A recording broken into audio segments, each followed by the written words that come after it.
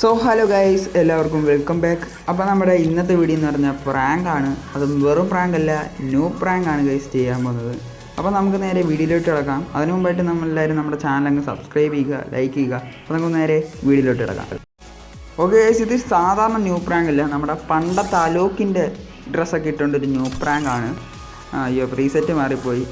നമുക്കപ്പോൾ നേരെ വീഡിയോയിലോട്ട് കിടക്കാം. ഓക്കെ ഗൈസ്, അപ്പോൾ ഈ ന്യൂ പ്രാങ്കിൻ്റെ പ്രത്യേകത എന്തെന്ന് പറഞ്ഞാൽ, ഞാൻ പണ്ടത്തെ ഏകദേശം കുറച്ച് ഡ്രസ്സൊക്കെ എടുത്തിട്ടേക്കുവാണ്. പിന്നെ പണ്ടത്തെ കുറേ ഗൺ സ്കിന്നൊക്കെ എടുത്തേക്കുവാണ്. പണ്ടത്തെ അലോക്കല്ലായിരുന്നു പണ്ടത്തെ ഇച്ചിരി ഫേമസ് ആയിട്ടുള്ള ക്യാരക്ടർ, അങ്ങനെ ഇരിക്കുവാണ്. പക്ഷേ ഈ ന്യൂ പ്രാങ്കിനായത് വീഡിയോ കഴിഞ്ഞ ശേഷം സ്പെക്കറ്റ് കയറിയിട്ട് അവിടെ നിന്നുള്ള വീഡിയോസാണ് നിങ്ങളെ കാണിക്കുന്നത്. അപ്പം ഫസ്റ്റ് തന്നെ അവനെ തപ്പിടുന്ന ബാക്കിലോട്ട് വന്നെന്ന് മനസ്സിലായി. ഞാൻ പിന്നെ കുറച്ച് ഇങ്ങോട്ട് റൺ ചെയ്തൊരു ഗ്ലൂ വാളൊക്കെ ഇട്ട് പിന്നെ അവനെ അടിക്കാൻ തുടങ്ങി.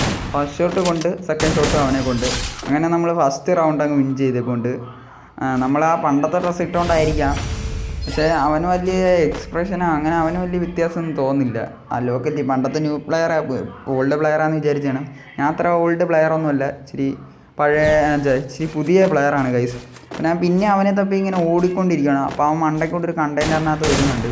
ആദ്യം ഒരു ഷോട്ട് കൊടുക്കാൻ പറ്റി, പിന്നെ അവനും ഞാനും എൻ്റെ പൊന്നെ ഷോട്ട് ഒന്നും കൊള്ളുന്നില്ല. പിന്നെ അവസാനം ഒരെണ്ണം കൊണ്ട് അങ്ങനെ ആ റൗണ്ട് നമ്മളങ്ങ് എടുത്തേക്കൊണ്ട് കിടിലായിട്ട്. പിന്നെ നമ്മൾ അടുത്ത റൗണ്ടിൽ നോക്കുക. അടുത്ത റൗണ്ട് നമുക്കാണ് ഗൺ സെലക്ട് ചെയ്യാൻ പറ്റുന്നത്.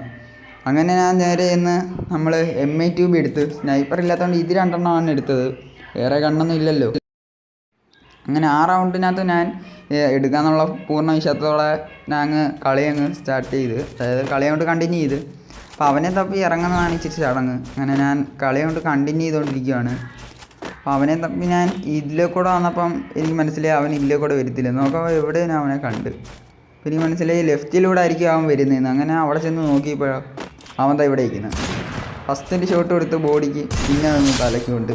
അങ്ങനെ നമ്മൾ ആ റൗണ്ട് അങ്ങനെ എടുത്തേക്കൊണ്ട് പിന്നെ ഞാൻ അടുത്ത റൗണ്ട് സിമ്പിളോ നെറ്റ് പോലെ ചലഞ്ച് ചെയ്തായെന്നും പറഞ്ഞ് ഇങ്ങനെ ഇരിക്കുമ്പോഴോ ചലഞ്ച് എന്തായാലും സ്റ്റാർട്ട് ചെയ്ത് 2 റൗണ്ട് വന്നില്ലേ, എന്നാൽ പിന്നെ ഇതങ്ങ് കംപ്ലീറ്റ് ചെയ്യാമെന്ന് വിചാരിച്ചു. അവൻ്റെ നെറ്റ് എങ്ങാനും വന്നാലോ പറഞ്ഞുകൊണ്ട് ഞാൻ പിന്നെ M8 എടുത്തു. പിന്നെ ഞാൻ അടിക്കുമ്പോൾ നിങ്ങളിത് നോക്കിക്കോണം എന്തോ ഇവിടെ നടന്നേന്ന്. ആദ്യം അവന് ബോഡിലൊരു ഡാമേജ് ഉണ്ട്, പിന്നെ ഹെഡ് ഷോട്ട് അടിക്കാൻ നോക്കുന്ന ട്രൈ ആണ്. നിങ്ങളിതൊന്ന് കണ്ടു നോക്ക്.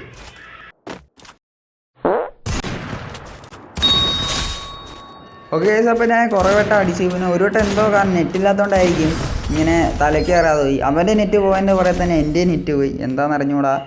പിന്നെ ഞാൻ അടുത്ത റൗണ്ട് എന്തായാലും നെറ്റ് പോയി, എന്തായാലും അവനെ അടിച്ചിടാന്നുള്ള ഫുൾ കോൺഫിഡൻസ്. ഏതെങ്കിലും ഗൺ എന്തായാലും അവനെ എടുക്കേണ്ട ചോയ്സ്, പക്ഷെ അവന് നെറ്റില്ലാത്തതുകൊണ്ട് ഗെയിം തന്നെ ഒരെണ്ണം സെലക്ട് ചെയ്ത് തരും. പിന്നെ ഈ ബണ്ടിലൊക്കെ ഇട്ടുകൊണ്ട് പോയിട്ട് ഞാൻ വിചാരിച്ചു ഓൾഡ് പ്ലെയർ ആയതുകൊണ്ട് പ്ലെയർ ടീം അപ്പ് ഒക്കെ ചെയ്യാൻ വരുന്നു. ഒന്നുമില്ല ഗൈസ്. പിന്നെ നോർമലി ആളൊക്കെ അവനവിടെ നെറ്റ് പോയി നിന്ന്. ഇനി ഇവിടെ നോക്ക് ഗൈസ്, ഇപ്പോൾ ഇവിടെ നടക്കുന്ന എന്തോന്ന് നോക്കിയോ.